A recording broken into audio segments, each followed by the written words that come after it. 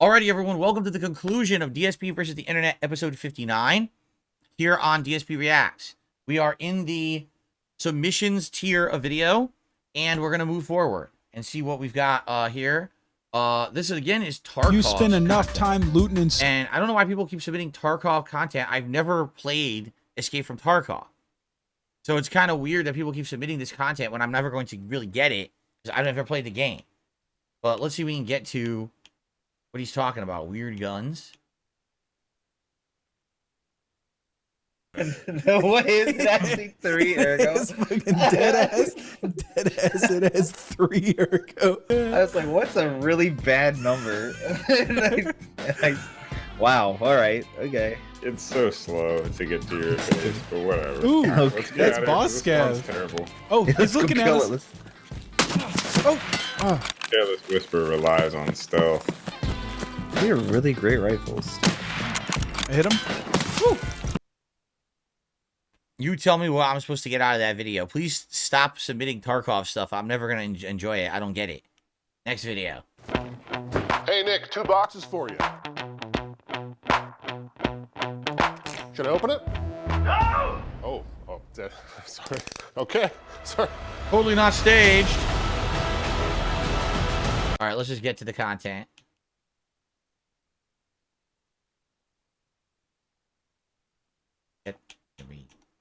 Can we get to, where is it? Okay, here's some parts, pieces. That one's a little mangled. That's going to take some fixing. That's too bad. Right here, this is an aircast pilot. The aircast are the pilots of the Tau Empire, and they live their entire life in space. And so this is what the Warhammer stuff looks like when you get it. It's all connected with plastic pieces you have to snap off, huh? Their bones have elongated and they are very tall. This is gonna take forever to paint and build. I don't know what we're getting ourselves into here. Here's the Tau Ethereal that's leading them all. We gotta come up with a cool name for him. On Steve. So we're gonna put that aside. Some fixing to do, but nothing too major so far. This looks like the back. Oh, this is a little warped, unfortunately. Just a little bit, but you know what? That is an easy fix. Not too bad. Yes. Now, what is this? This is like wrapped up separately, and it looks very delicate. What is this? Oh, wow. These are racks and racks of guns for the fire warriors that go in the, they're just racks and racks of guns. This is so cool. Why is he freaking out? I mean, okay, it's cool. It's a little miniature. He's like, so cool. Relax. Maybe it's cool, you know, not worth going crazy over. So here we go. He's taking out what? Big thing here? This is probably the undercarriage. This is the bottom of the manta. This is where the hammerheads go. Look, there's even holes for it to like just plonk right in there. This thing is huge. Here's a hammerhead. Yeah, he's exactly. He's nerding out. He's going crazy. There, 4 of these are transported in here. That's insane. That's so cool. Okay, so we got 2 more boxes in here from the second big box. There's 2 big boxes. Oh my God, he's I so got excited more boxes over that I know it. what to do with. All right, I'm looking at we him, haven't it's seen me. the It's like, wings I would yet, never so I'm act guessing like this is that, the though. wings. Oh, this is the heaviest piece of them all. That's the front. This is, I think this is the back. Oh, this thing just keeps getting bigger. Okay, so this is the front. Oh, it's a ship. Can we see it together at the end, possibly? No, he never puts it together. Oh, I at least want to see what it looks like together. Well, I guess we don't get to see what it looks like. All right, next video. I wanted to see it. Fascinating Japanese instant desserts from Dancing Bacons, who we haven't seen on the channel in a while. Last year we saw quite a lot of them. Haven't seen them in a while, so.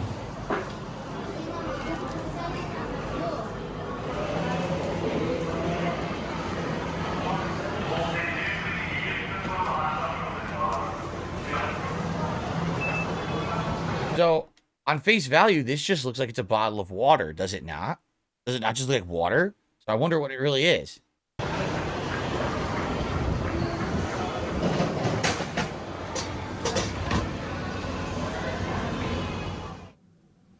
this video, about 5 fascinating Japanese instant desserts to try. Okay, that's a dessert. It's not a water.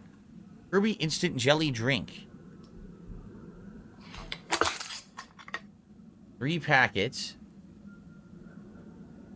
Which you pour and stir. This is weird. It's like chemistry in a cup, right? What the hell? So it's like pink jelly in the shade of Kirby. Uh-huh. What are they doing? Fizzy powder. Why would you do this? Activator for the fizzy powder.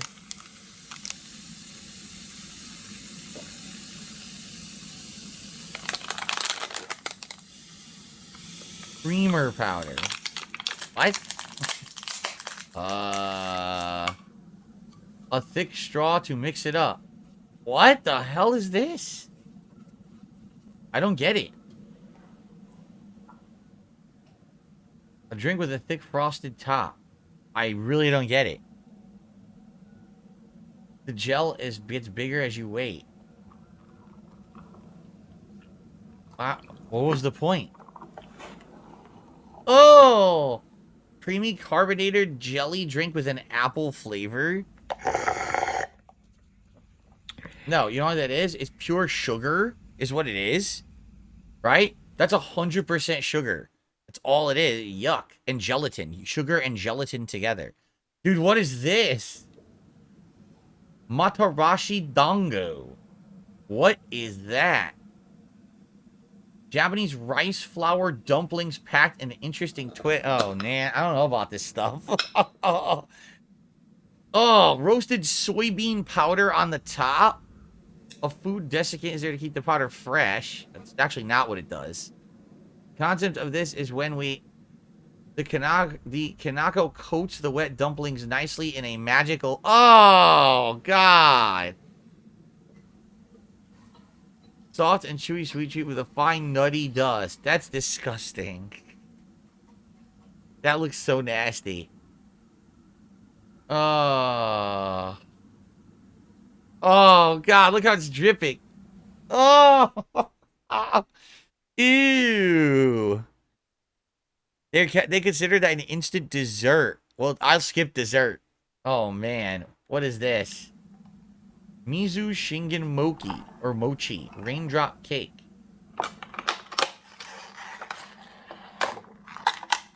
What the fuck? Raindrop cakes are stored in balloon packaging. What is this? What is this? That's edible? Things we get with this brown sugar and Kanako powder. What? And toothpick. What is going on? This is the weirdest thing ever. Who would eat this? Open one with a toothpick and then you season it. Huh? I don't want to eat anything that's in there. No.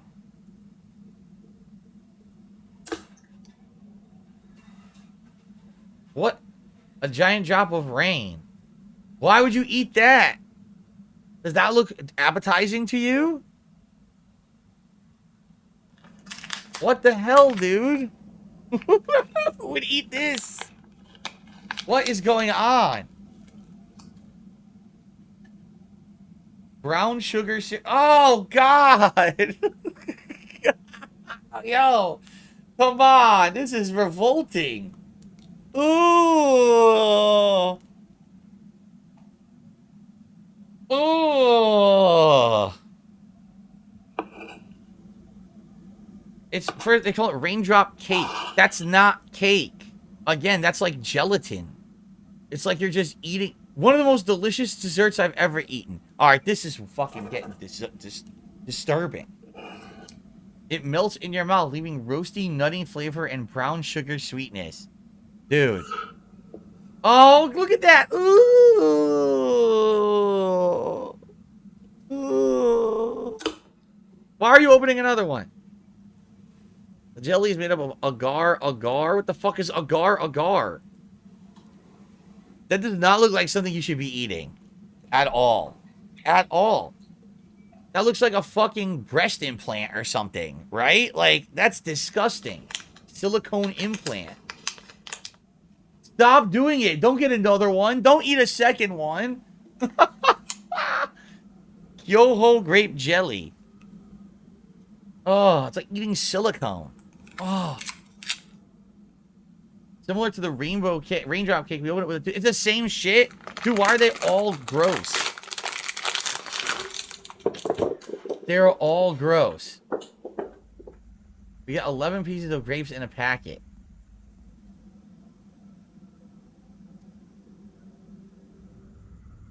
They're pretty squishy. God. It's stored in a balloon type container. Yes. Super shiny. Oh. Smells really nice. A soft jelly with strong grape flavor. I don't know, like for me, I never really was into like I like gummy bears, right? When I was a kid, I had some gummy worms. I actually kind of think they're weird now. I wouldn't eat a gummy worm today. But like gummy candies, you know, eat gushers, fruit snacks. That's the limit for me. Like they're just like 100% into this really weird gelatinous stuff. It's pretty nasty, dude. I would not be eating this. An interesting way to have some jelly, I guess. Ugh. Ugh. Now this is bizarre. Aqua water jelly. It's only $1.13.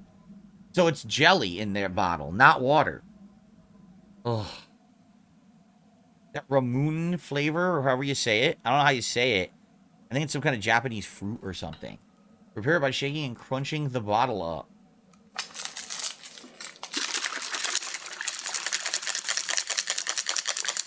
So again, you're causing a chemical reaction in the bottle. You're doing chemistry, right?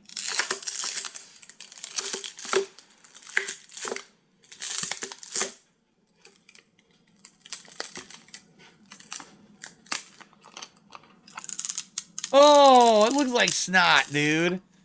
Ew. Why do they like this? Why do they think that's good? Oh, that just looks so appetizing to me. Right? Yeah. I love slime. Oh, dude. Oh, that's nasty. That is straight up booger juice. Ew. No, don't do it again. Oh.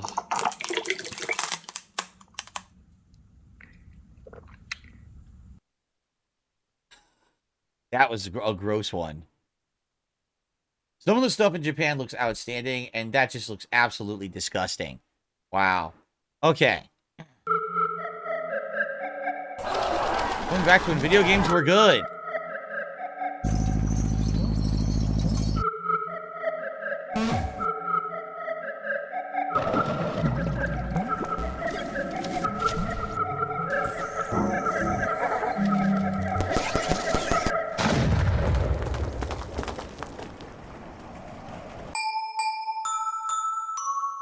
That was an ad? He put an ad in his video. Is that... Wait a minute. Oh. That's not allowed. Does Donkey know that's not allowed on YouTube? You can't do that. You have to say there's a promotion in your video if you have advertisement of something in your video. And he failed to do that. It doesn't say promotion. Because I would not have watched that. I would have skipped it. I thought that was part of his video. It's his company. It still doesn't matter. It's still promotion. He's still promoting a product. It has to say there's a promotional thing. I mean, maybe he's trying to skirt the rules. So here we are with Star I don't Wars know. Battlefront. We're going back to when video games used to be good. Am I right or am I right? Star Wars Battlefront Classic Collection needs to be avoided at all costs. This is one of the worst game launches in recent memory. That's not true. Look at this. You're saying this is bad? If it's so bad, how come you can do this then, huh? You're saying that's bad? Ooh, this is where the guys who made Skull and Bones are. I like this ragdoll physics on this. Oh, I'm still in the game. No. Defeat 3, 2, 1. Boom. This spawn sucks ass. How do you even... That's the only spawn you can even select. 3, 2, 1. I win this. Okay, that guy's dead. Okay, I'm dead already. I did even worse than last time. I figured out why we lost in under 1 minute. Look at how many more players are on the other team. It doesn't balance the teams. Look at the droids. They're like trying to fly away from the character screen. Oh. Ooh, I'm having fun now. Oh, I shouldn't have did that. So this is where all of our good vehicles go. Bang. Yeah, this is pretty representative of my experience when I played on launch day, I would say. It was that bad. Fisto is in this. Whoa, you can bounce really high. I'm going to kill everybody. Like in the movie. Multiplayer is a disaster. It does this after every match in Battlefront 2. I gotta find a new server now. Keep shooting them. Come on, we almost got him. We almost got him. Just keep shooting them for another 20 seconds. Exactly. We almost... He had exactly the same situation I had. No hit detection at all. 0 hit detection. Okay.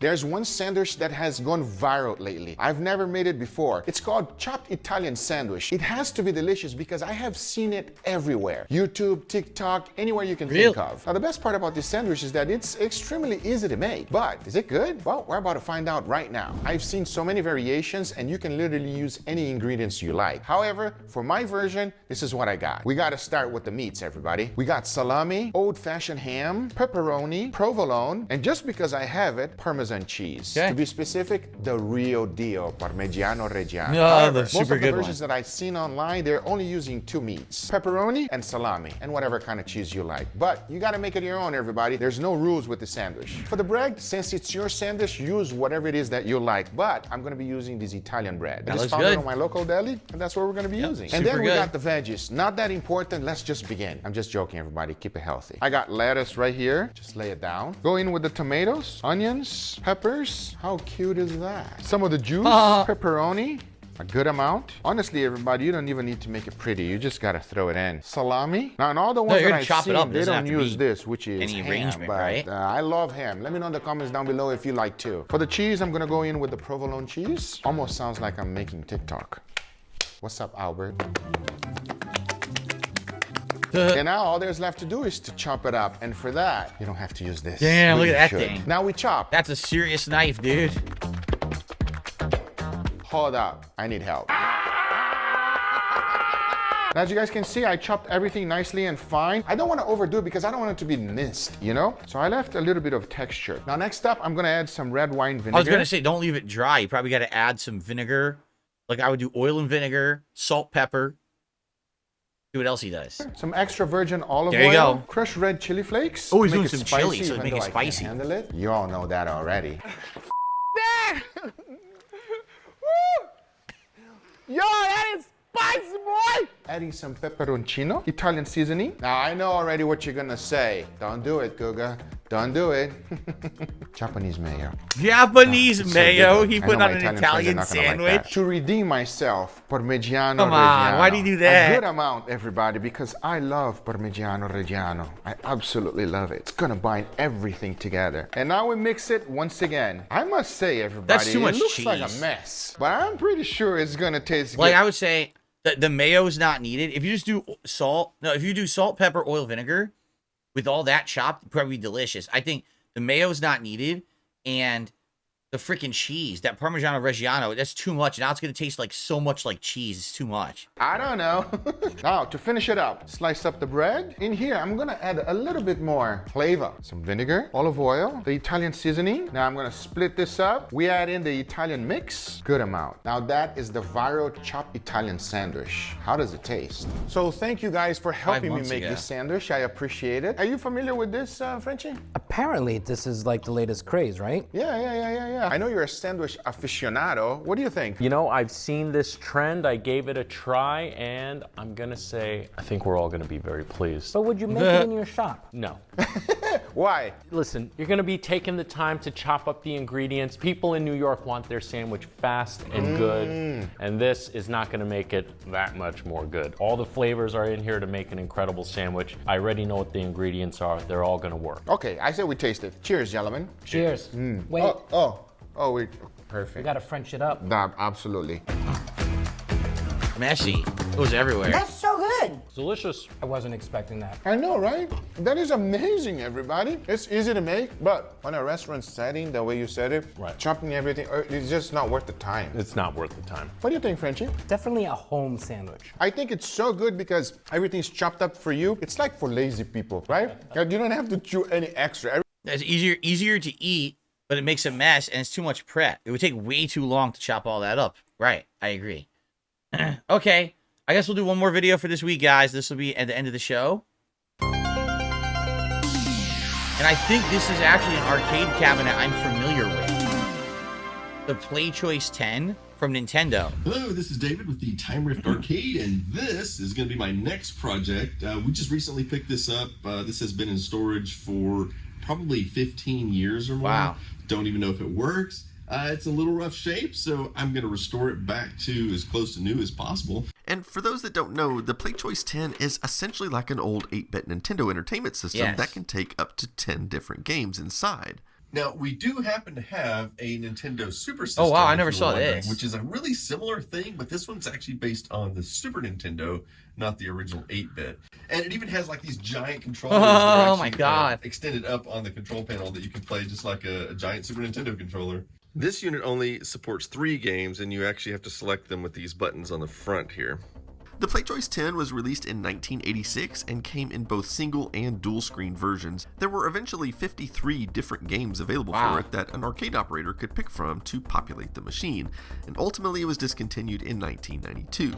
The one that we have is the dual screen version, and if you take a look at the game Punch-Out, you may notice a similarity. 2 screens. Indeed, it's the exact same cabinet with the exact same 2-monitor configuration, only with different artwork and obviously a different control panel layout, as Punch-Out was only meant for one player. Okay, here's the board set. Now this thing is kind of heavy. Let's take out these games right quick. Those are the games. So looking at this board, one of the things that surprised me was when I spotted a Z80 microprocessor here. After all, I knew it would need to run a 6502 style processor to be compatible with the NES games, and sure enough, here's the CPU that runs the games, and here's a modified PPU that outputs RGB instead of composite. I am concerned about these EEPROMs that have no cover over the window. I noticed a number of the game cards were like that too, so I'm going to cut out some pieces of foil tape and cover the windows on these just to be safe. I'm also concerned about this battery, which could leak all over the board and destroy it. I checked it with a voltmeter and found it was still producing a whopping 0.005 volts. I think it's safe to say that removing it certainly won't hurt anything. It doesn't work anymore. Even if I can't find a replacement, it won't make it any worse than it is now, but at least it can't leak on the board. Let's have a look at the games we got with this system. Wild Gunman, never heard of it. Duck Hunt, okay. Wild Gunman is the gun game that you shoot with the light gun. It's one of the just like Duck Hunt, another gun game. Everyone knows this one. Baseball, please, did people really play this? Hogan's Alley, never heard of it. And the last one is Pro Wrestling, and at least I've heard of it but never played it. This is a terrible set of games for this machine. I looked up the user rankings for these games, and the 2 best games we have are Duck Hunt and Pro Wrestling, which don't even make it into the top 50. And let's not even talk about what a terrible game NES Baseball is. Well, I think we might have a solution for this. Okay, so we're at our secret boneyard of basically broken arcades, and I think we have another Play Choice 10 back here. Ah, might have some other better games, maybe. So let's see if we can find them. It's going to be a little bit of a tight squeeze. Hey, I think this is it. It doesn't even have a lock on it.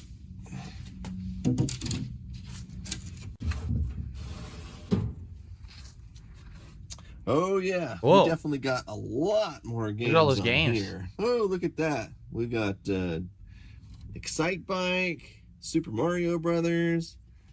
Oh yeah, I'm gonna take this board back with us. We'll have a look. Okay, so now I have 2 of these. Let me take the cards out here where we can see all of the names. We have another Duck Hunt, Tennis, The Goonies. The Goonies, oh 1942, wow. Russian Attack, Gradius, Excite Bike, Super Mario Brothers. Gradius is great. Another baseball, and another Pro Wrestling. So there are at least a few good ones here, but you know, I mean, it's totally possible to pull the EEPROMs out of one of these games and replace them with something more desirable. Or I could just go on eBay and find the exact games I want for this system. Yeah, look, oh my god, $140. Super Mario Brothers 3 with battery save card. Wow. $140 for a game to work with the arcade cabinet rather than the actual NES. That's ridiculous. Holy crap, dude. Oh, I took the battery out of the second board and check this out. It's bulging on the side. I'm going to see if I can remove the covering and have a look. Yuck. Yeah, see what I mean? These are ticking time bombs. Ugh. Okay, time to get started restoring this thing. Upon further examination of the condition, I've decided this machine isn't so bad of a condition that we need a full restoration, so I'm just going to do more like a partial restoration. I started by removing the rear door to take a look inside, and I noticed the door wasn't even locked, and the lock itself was completely bent over. Well, that's going to have to be fixed. Looking at the inside, I didn't see anything that required immediate attention before powering it up for a proper test, so it's time to plug it in and see if it works at all. Usually, on a first power up, as long as smoke doesn't start pouring out of the machine, I'll consider it a win. But in this case, it does appear that the board set and at least the top monitor is functioning. I guess I'll have to select a game to see if the bottom one is... This is the Time Rift Arcade channel. We watched a video of them restoring a Street Fighter machine previously, which was also interesting. This is a fun channel to watch this retro stuff. I grew up in arcades playing these games.